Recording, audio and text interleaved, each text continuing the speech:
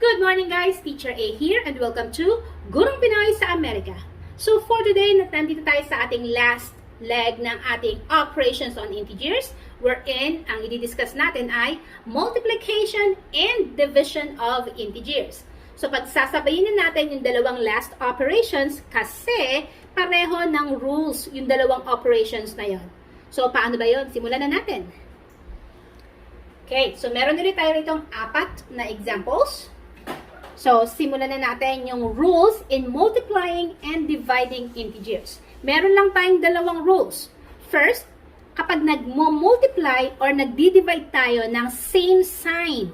So, we are talking only of two integers. Dalawa lang ha.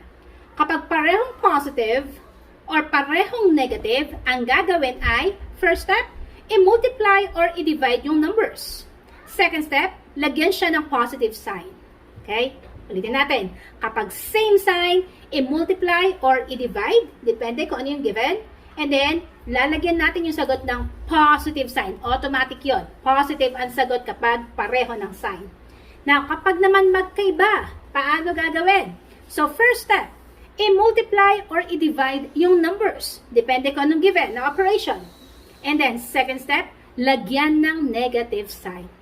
Pareho, positive, magkaiba, negative. Ganun lang kasimple.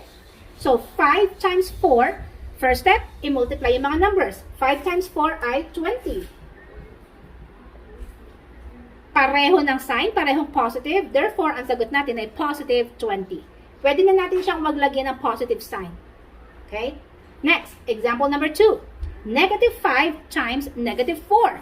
First step, i-multiply yung mga numbers. 5 times 4 ay 20. Second step, lagyan ng positive sign kasi pareho yung given natin. Parehong negative. So, the answer is positive 20.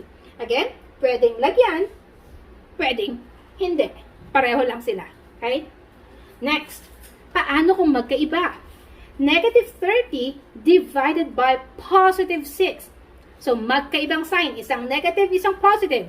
First step, i-divide yung mga numbers.